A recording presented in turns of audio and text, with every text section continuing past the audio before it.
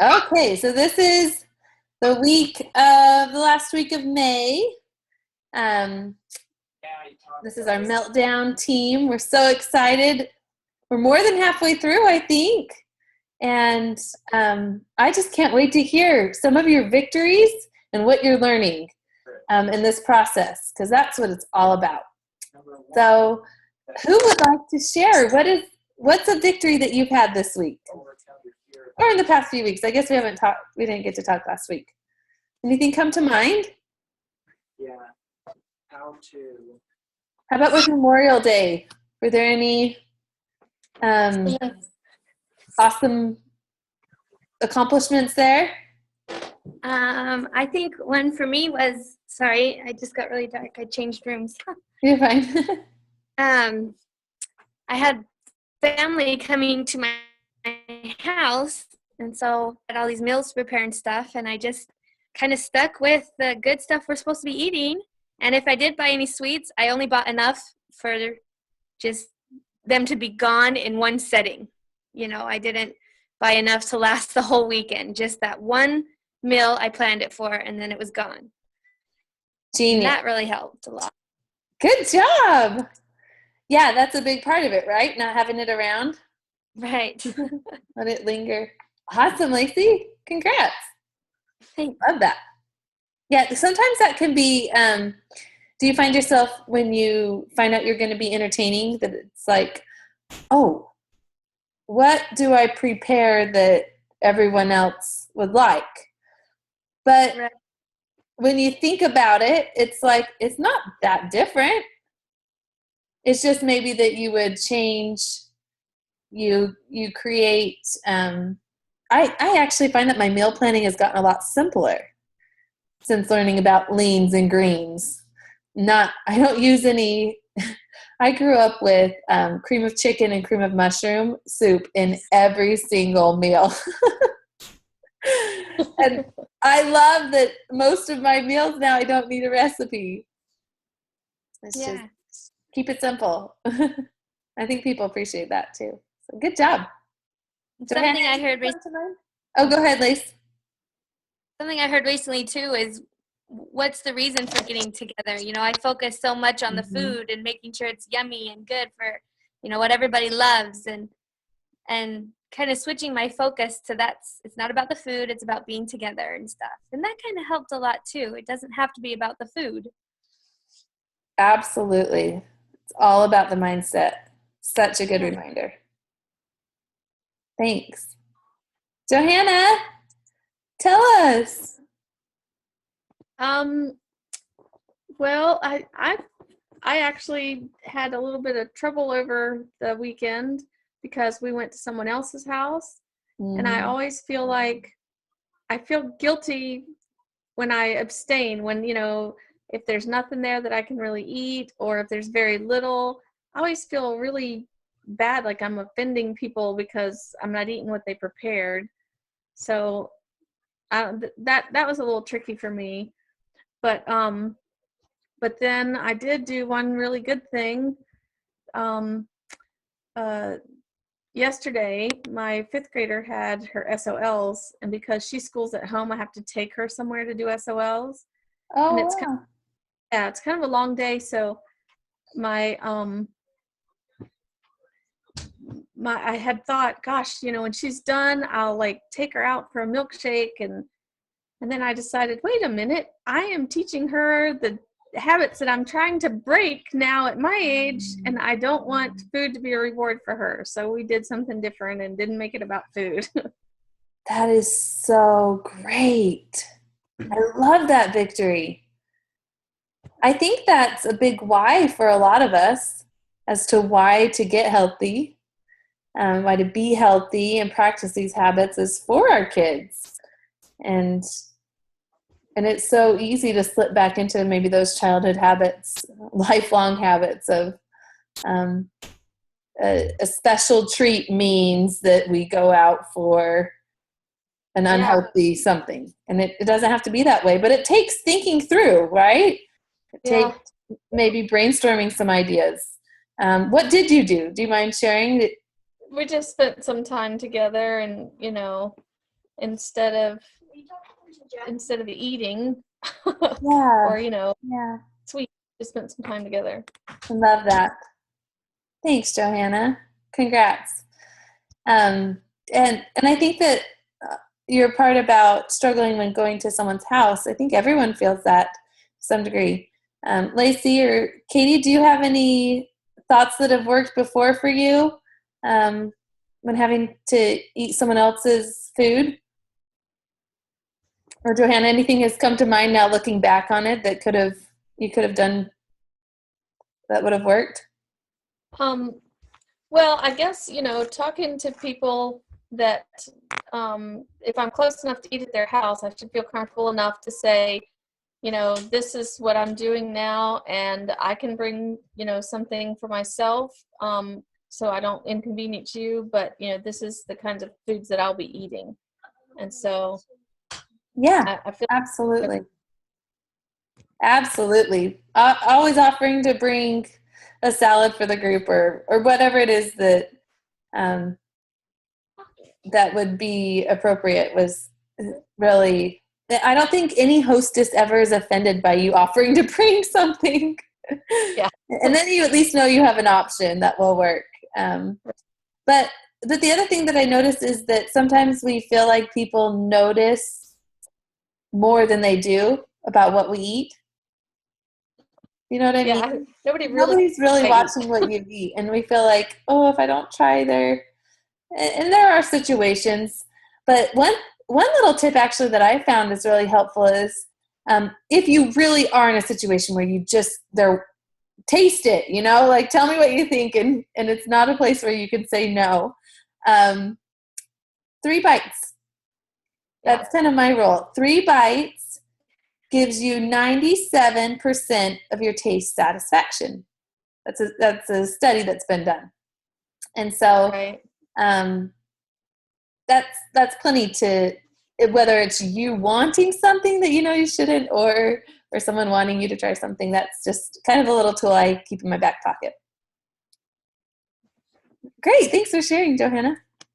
Katie? I find that if I stay busy enough, and I keep moving around, it's a little bit harder in a really small group, but in a larger group, for instance, we just threw a party for all the 9th graders, oy vey, and their parents.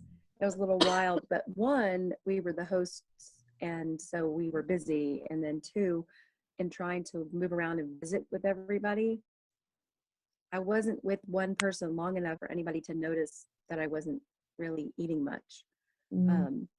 And I think getting comfortable with what you said about people aren't noticing as much as we think they're noticing. And if I have actually outright, when somebody asked me why I wasn't eating in the situation before, you know, the question was just, why aren't you eating? I just don't feel it right now. Now, in honesty, it was not the truth, but it was the best thing I could say for me at the moment. And I was okay with that. So, you know, I'm not justifying it. It's just, it's what worked at the moment. And I didn't, not somebody I wanted to explain anything to. Absolutely. Yeah. If you feel confident in your answer, I find that people leave you alone. If you feel like guilty about it, then, or if you say, oh, I'm on a diet or whatever, if they're your friends or even if they're not, they're going to try to talk you out of it because they want you to feel like they love you the way you are, that you don't have to change. And so they will feel like if they don't say something about, oh, you look fine, like why are you doing that or whatever, just a little won't hurt. It's just to make them feel comfortable. That's kind of a pattern I've seen. So it's all about the way you present it. And I love that idea, Katie. Anyways, it takes experience. And I think that I think that even those times when you feel like, oh, I maybe didn't make the best choice, that those things can turn into great growing experiences. Hopefully that's what we do with them. And they can be victories as well. Still victories. So awesome. Thanks so much for sharing that, guys. I really appreciate it. So the other thing we wanted to talk about was, did anyone get to create a dream board? I still can't get it to work. I can't get it to work either. The link? Yeah, I'm so bummed.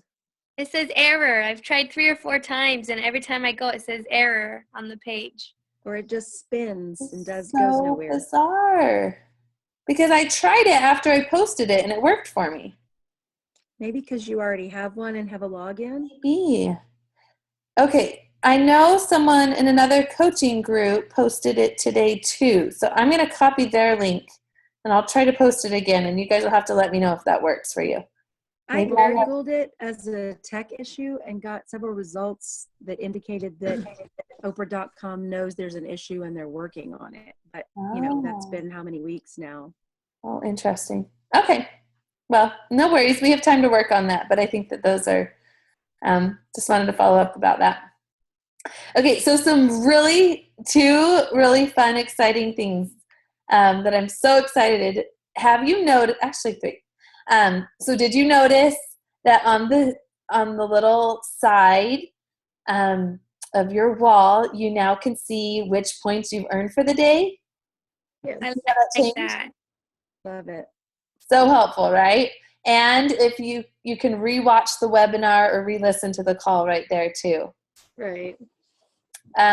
Super great. So that's really fun. Number 2, did you see there are bonus points you can earn today or this week? Oh yeah, Did the survey. Good job, Johanna. Awesome. That was super exciting to me because I think I might need those bonus points. Good. What did you think of the survey? Was it pretty quick for you? It's really easy, quick. Good. I Oh, you all did too. it? Mhm. Good job. Okay. Well, you guys are ahead of it. Awesome. There will be another one next week, I think. Another bonus point thing. So that's exciting. And next week, I'm super excited about this. There is going to be an opportunity to try to think how it's going to be done. I think you watch a video and then maybe fill something out that says you watch this video, and there are going to be health coach scholarships given. Oh, cool. So part of the pool money was allotted to these kinds of things, coach scholarships and things like that. So the opportunity to be a coach is only $200 anyway. And I have not found out yet if it will be $100 scholarship or a full scholarship, but I think it'll probably be $100 because that's usually what it is. But if the thought of being a coach has ever crossed your mind, I would strongly encourage you, or if you have any curiosity about it, I would strongly encourage you to go through with this, filling out the earning a scholarship, because it really can't hurt. And it's kind of a no-brainer when it's so inexpensive. I have found that everyone in their journey notices people who need help. Do you notice that as you're walking around town or whatever? Does your heart, it's one of the hardest things about being a coach is having something that works and not being able to shout from the rooftops to everyone I see about it, or strangers. And so anyways, I see everywhere people that say things or just look like they're in pain or just want help. And so anyways, you notice people and people start to notice you. And so Right.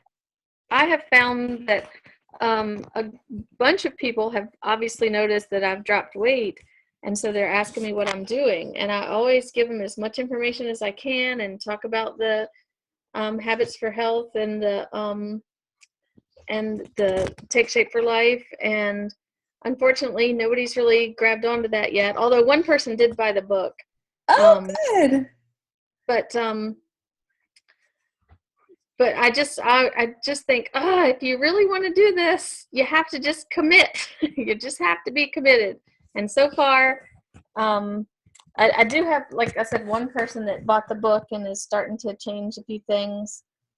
just to be healthier. She doesn't really have any weight to lose, but she just wants to be healthier. So it's equally as important.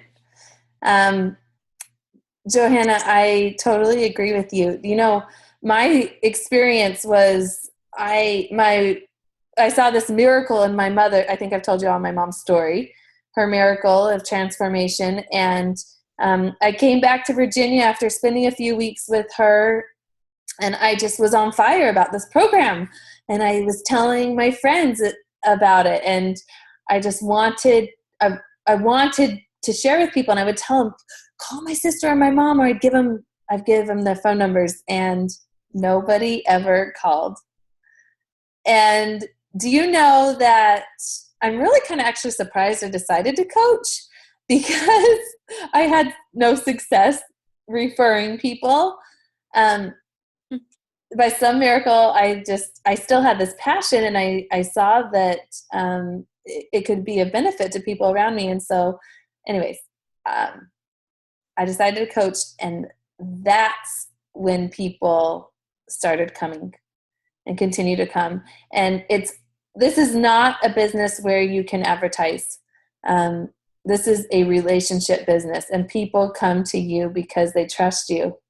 And so that's just been something that I've observed in my own life. And I know that don't take your experience in trying to share it with other people for necessarily as that being the same thing that would happen if you were to say, stand up and offer, say, be a coach and offer that to the world. Because I know that they would then come. Anyways, something to ponder and prepare for. Get the heads up, the first word about that coming out. Is there something else that we were going to talk about? yeah, the third thing. Oh, well, that was the points, and then the point tracker, and then the 5 extra points, and then the coach scholarship. So those were my 3 things. Thank you. I had one other question. You guys have any questions? Was there something else you wanted to talk about? Oh, what about our webinar, that kind of stuff from this week. What did you think? Water and Dr. A's webinar? Oh, I love Dr. A's webinar. That was awesome. Amazing. Go Pro! I love it. Yeah, I loved, that he talked about going professional, going pro with your health. But I also loved that he said he eats a Five Guys burger once a month. I know. Oh, it's one of those things where every once in a while I think, oh my gosh, am I really going to never eat those things I used to eat for the rest of my life? And then I think, wait a minute, once I, get where I want to be and I'm eating healthy all the time, then yeah, it's okay to eat, a piece of birthday cake on my birthday, or, it's okay to just occasionally eat the things that are not perfectly healthy for me, but as long as it's a rare occasion and it's not the way I used to eat it, then I can still, be as healthy as I can be. Absolutely. I totally agree. It's all about balance and moderation. Yeah, I found a lot of comfort in that as well. Any other thoughts? Is there any studies out there, anything about how long it takes before you can do that and not have all those cravings and everything start up again so fiercely? Because I feel like I give a little bit thinking I've done really good. It's a special thing. It's okay. But then I feel like kind of like this Memorial Day weekend, it takes a week to get back on track again or get the motivation to get back on track again. Mm-hmm. So do they say just don't cheat or whatever at all for this amount of time until you created those habits or something? I mean, is there anything out there that would help that? That's a really good question. I haven't heard of anything that says at a certain point you won't get those cravings. I kind of think that those cravings will still be there. Like after, I mean, say once you hit your goal, I think that letting yourself have those things is okay, but you do have to recognize that I think that those cravings will still be there, will come back after. And so, but you'll also be at a point where, I don't know, weight loss and maintenance are two different things. You're practicing the same habits, but it's definitely recommended to stay on track while you're in weight loss. But we're realistic about it. There are going to be times when you don't. And so we just get back on track. But I think that's a really good question, and I don't have a good answer. I've had a couple of times where I have had the opportunity to eat something that wasn't on the 5-in-1, something that was neither lean nor green, nor MetaFast, and took time to do the stop challenge choose, and I still chose to eat it, fully recognizing this could throw me off for 3 days, but I still consciously chose it. I think the key is making yourself make the conscious choice.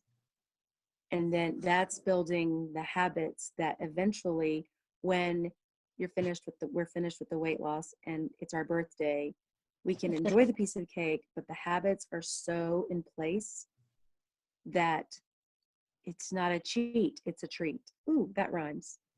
That's a good one, Katie. I really like that because I feel the same way. I feel like if you're mindful and you know why you're eating it, and you do choose, because there's been several times or I've chosen to have one bite of something. My husband bought a brand new ice cream that he said was really, really excellent. So I thought, I can have one bite of it. That certainly won't kill me. And it was good. But because I had already decided that that's all I was going to have, I didn't have to give in or want any more, or I could just be satisfied because I knew I would allow myself that one taste of the ice cream. So true. Yep. Mindfulness is really the key, and that's key in every aspect. It's never going to go away that, yes, the habits will be stronger and it will be easier to live them, but you always still have to be mindful and purposeful about it. Really great comments. Thanks. Great question. You guys are awesome. I really appreciate you rallying together tonight, and I'm inspired and motivated by you, and hope you have a great week and continue to drink your water. Keep chugging that water throughout the weekend, and have an awesome weekend. I can see Johanna's name, but what is the other participant's Oh, this name? is Lacey. Hi, Lacey. Okay. Thanks for some asking. reason her name is an honor window. Yeah, and this is Katie Grow. Hi. Yeah, fun. Within a half a pound of my goal weight. Whoa. Yay! What's that, Johanna? I'm within a half a pound of my goal weight for the challenge. That's so doable. Congrats. Good job. That's really amazing. Johanna has taken these books and just run with them. She is so intrinsically motivated. I just love hearing from you, Johanna. Great job. Thank you. Awesome. All right. Well, we'll see you back next week. Thanks, guys. All right. Thank you. Thanks. Night. Good night.